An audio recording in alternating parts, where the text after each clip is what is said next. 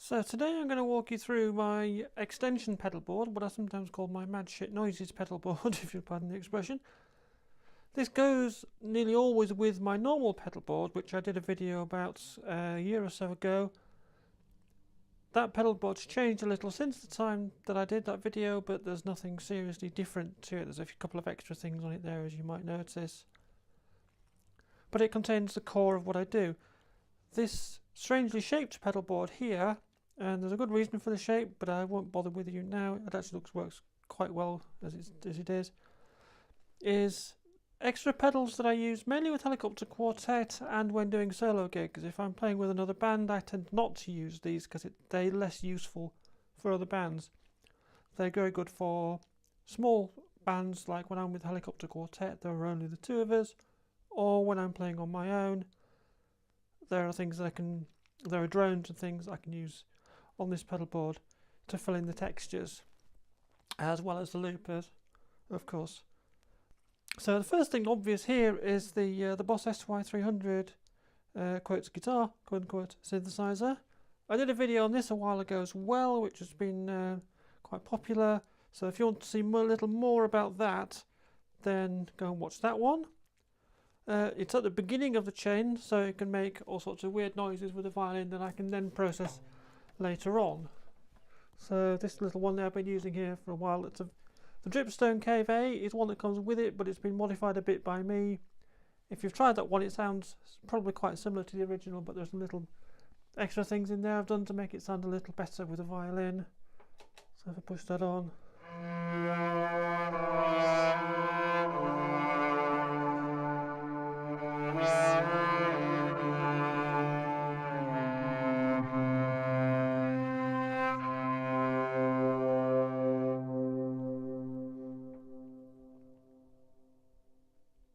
And that's the unprocessed sound from that pedal. It's going into my other pedal board, but none of the other pedals are active on that pedal board. That's purely the sound of that guitar synth. If I played as the violin dry, you've noticed.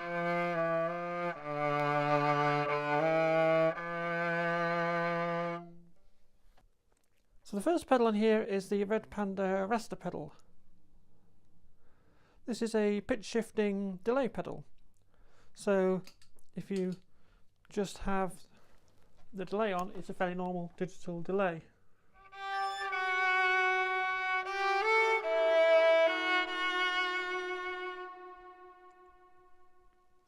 It's got the usual feedback, delay and blend things on it. Where it becomes more interesting is if you put the shift on, and it's got three modes which would do different types of pitch shifting. It does chromatic pitch shifting, phase shifting, and non-chromatic, so basically continuous pitch adjustment.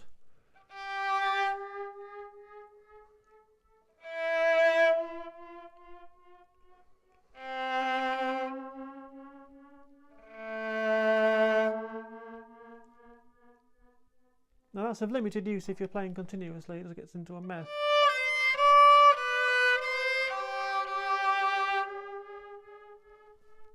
Some of the more odder modes are actually more useful for doing that. The phase shift one's quite nice.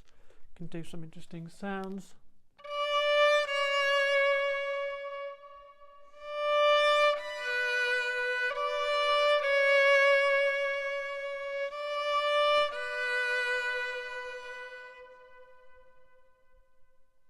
This adds that extra spice to the delay.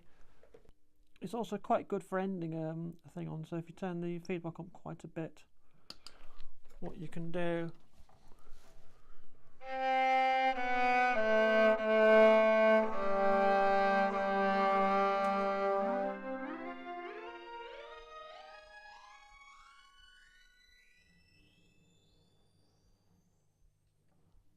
So it's quite a nice thing for doing mad endings and stuff. It's a nice pedal. You have to be very careful, use it sparingly. I do get a fair amount of use out of it. Sometimes just as a pre-delay before it goes on to the rest of the effects. And at endings, as I showed there. And also sometimes, as I showed, you can get nice textures for it. So that's quite a useful thing to have. As a pre-delay, it's quite good for going into some of these other pedals, which I'll show you next. The SuperEgo is the core of what's on here, really, to be honest. it's a drone machine. So if I play a note, and then start it, it will just drone that note.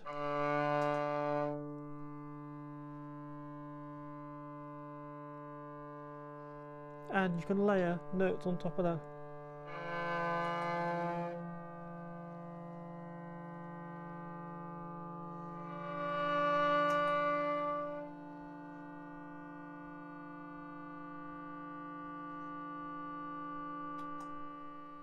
And you can fade them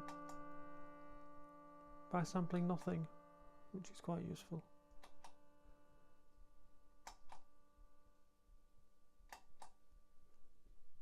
It does have an edge triggered mode that guitarists like, but it doesn't work very well on violin because violins tend not to have much of an attack unless you're doing pizzicato, which I don't do a great deal of. As you heard there, the sound of the SuperEgo is boring, might be one way of putting it. It's certainly functional. So a lot of what I have on this board actually is in the effects loop of the SuperEgo, hence all the mad spaghetti in here that you can see. So the first thing in the SuperEgo, the first thing I got here was the chorus. So that just adds a little bit of extra movement to the notes. If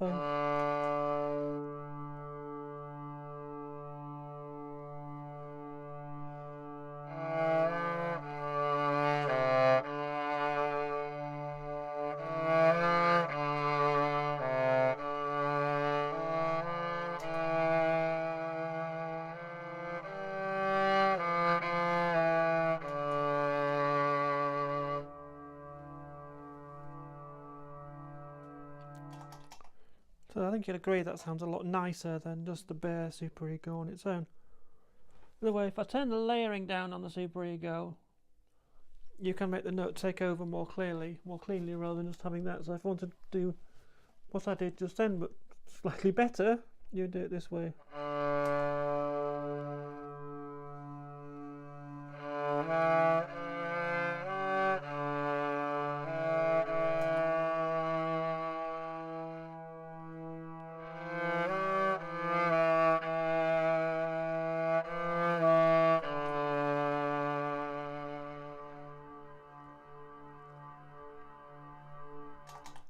And the gliss control here controls how quickly it moves between one note to the next. I find a nice blur is quite useful, but it depends on what style of music you're playing. Sometimes a straight move into the next note would be more appropriate.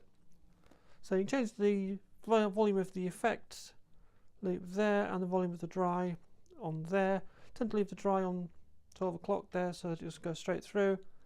The effects, I tend to have it a little bit low there, as you can see, so it's slightly quieter than the main playing, so it doesn't interfere.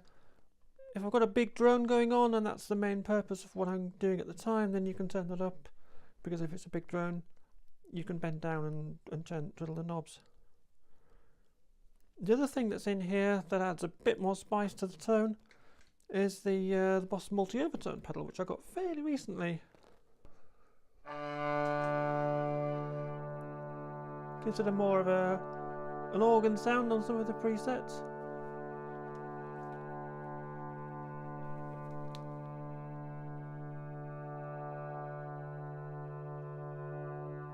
Change the detune, you can do some quite nice, quite big sounds.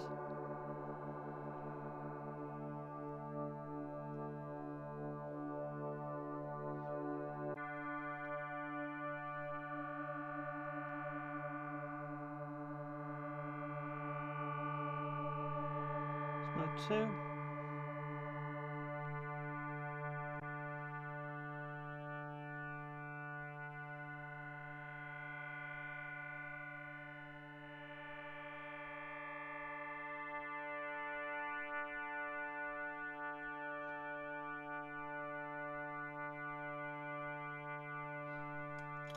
So that's quite fun. I tend to leave it on mode 3 because, as you heard, it's more of a bassy tone, and that works better with the violin, as which obviously a treble instrument, and I want an accompaniment rather than the main thing.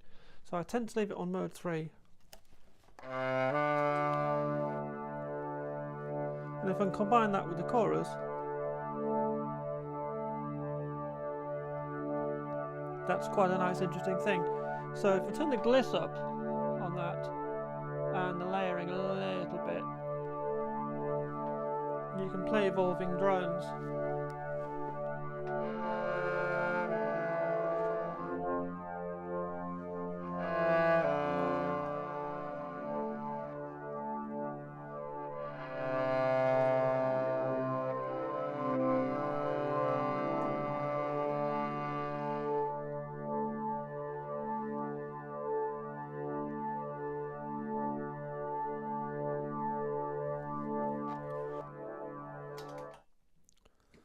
So, the big thing here, which you'll all be waiting for me to talk about, sure, is the MRF. It's the Bob Moo Mooga Fooga. It is multi-resonant filters, which is what MRF stands for, ish. And it is what it says it is. Each of those knobs on there is a resonant filter, and you can specify how much of the filter comes through at different frequencies. So at the moment that's in the effects loop of the SuperEgo, which is where I use it for a lot of the time, and that adds even more texture to the drones.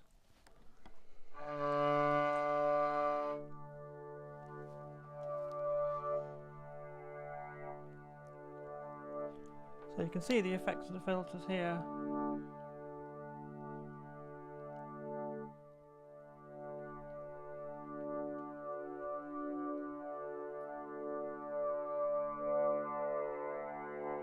It's a lovely moving sound.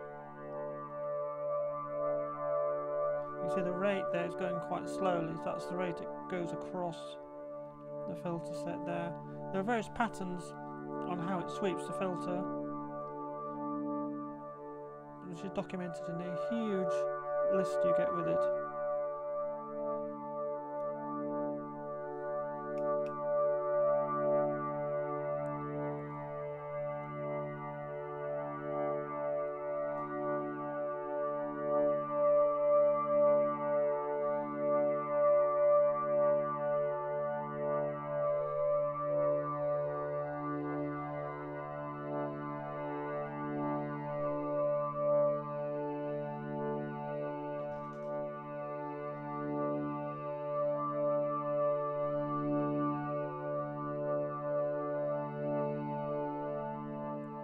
Now if you change the envelope, the filters get more effective, as it works. The ramp up and down on the envelope gets steeper.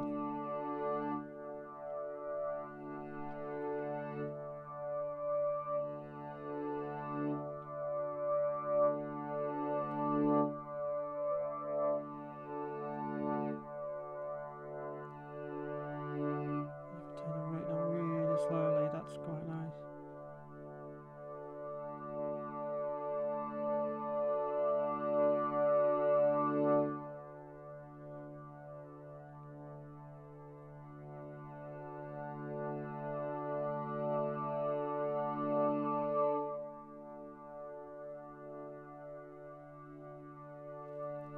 This pedal here is a tap tempo attached to it, so I can speed that up by tapping it while I'm playing it.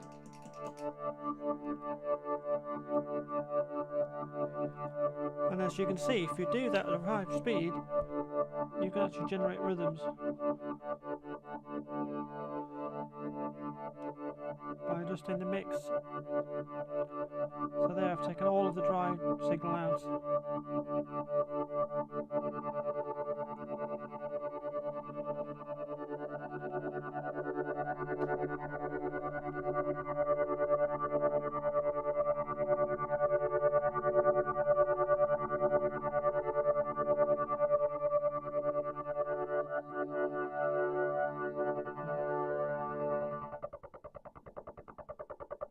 And then there you get quite short pulses. And they get longer. So you do just get a slight wavering of the tone, and then the envelope goes the other way.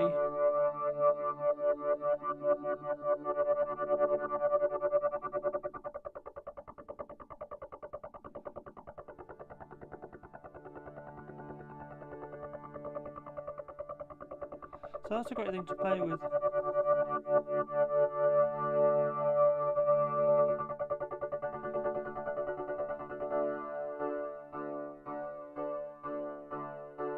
So you can actually set up rhythms on this thing almost.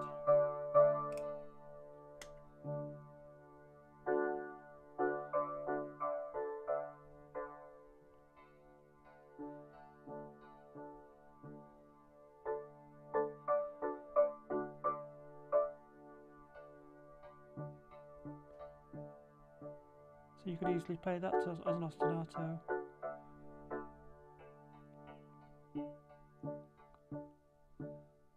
If I take the dry stick like completely.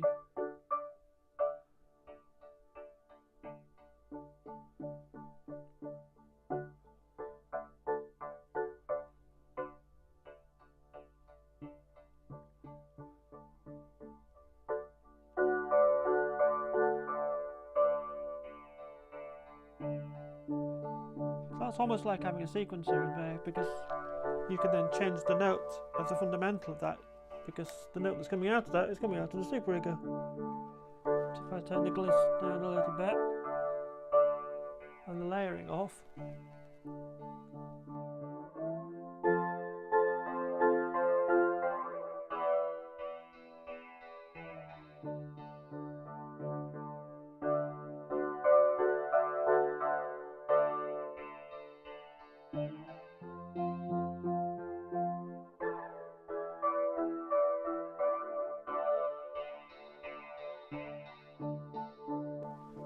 now I've got the dry off there, so if I turn the dry back on, you can hear when I'm playing to do that noise.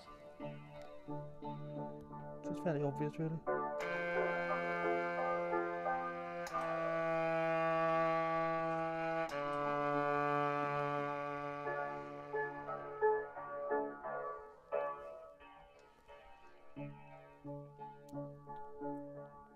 And the drive on this, because it's an analog drive, it's really nice.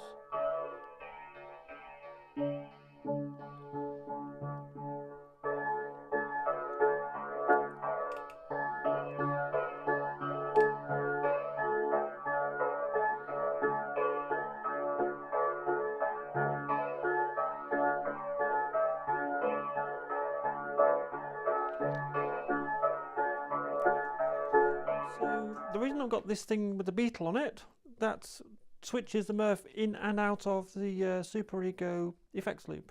So if I put that there, and I have to guess which way around it is because there's no light on it. There's rather a lot of wires in there, as you might be able to imagine. Then what I play live goes through the Murph directly rather than from the SuperEgo.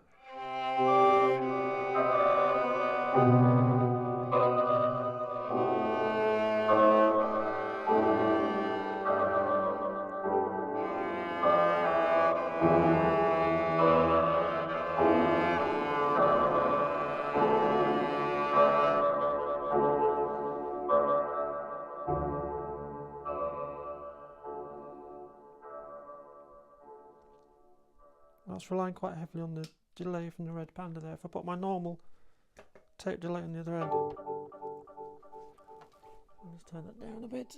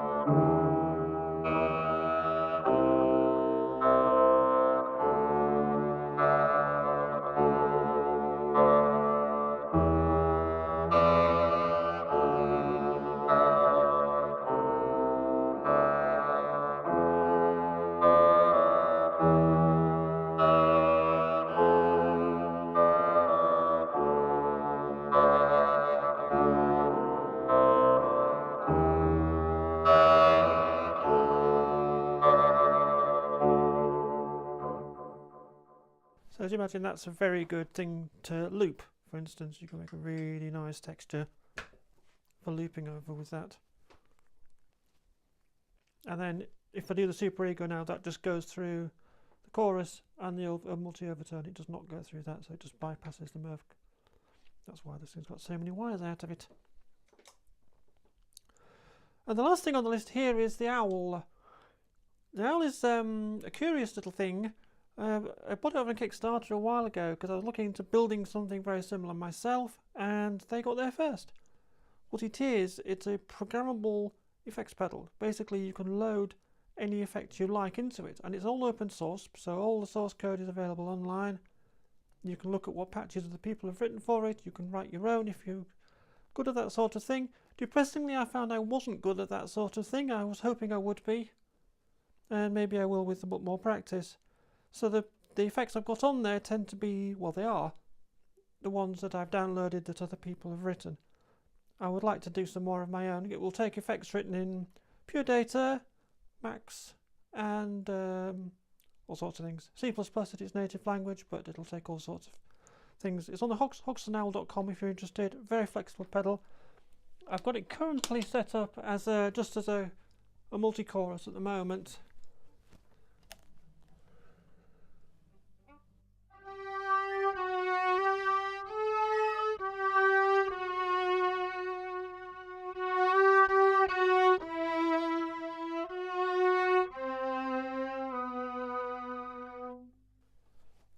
Which is not massively exciting, but quite useful when you don't have a chorus anywhere else on there. Well, or I do, obviously, because it's sat next to a chorus, but that's in the effects loop of the SuperEgo. There are a lot of... It's quite... One of the problems with this thing is it's quite awkward to change patches. You have to hold this thing down and then twiddle with these knobs here. And that gives me a reverb there.